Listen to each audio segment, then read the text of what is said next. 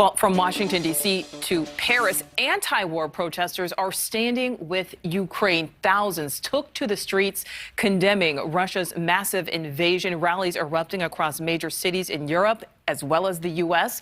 Correspondent Tom Negevin is at the United Nations in New York City. Tom, talk about these protests and pushback against Putin's actions. You know, it's happening here behind the scenes, in front of the cameras, and around the world. Protesters hitting the streets.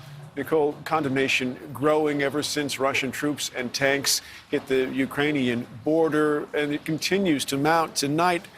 Folks here calling this the worst crisis in Europe since the end of the Second World War.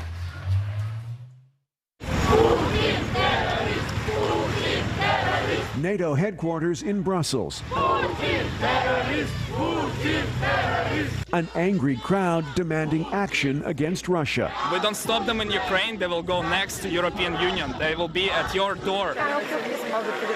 A candlelight march for peace in Rome. Another at the Eiffel Tower in Paris.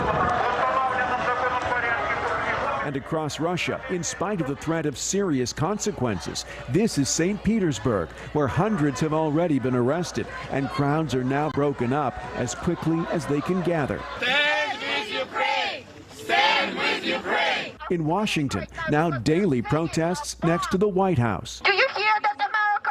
Ukraine is bombed right now. America hears, and it's responding with rallies across the country, from New York to L.A. and San Francisco, where Ukrainian Orthodox church leaders are fearful of what Vladimir Putin will do. We will have to kill every Ukrainian in order to take over Ukraine. Every Ukrainian, literally. This crowd is in Seattle, draped in flags, singing Ukraine's national anthem.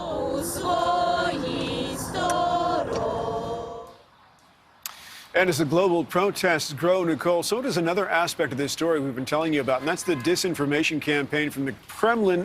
President Vladimir Putin repeating today his allegation that neo-Nazis are in control of the Ukrainian government, urging that country's armed forces to overthrow their own government. Nichole? Thank you for watching. Click the red subscribe button below so you can get more of NewsNation's fact-driven, unbiased coverage.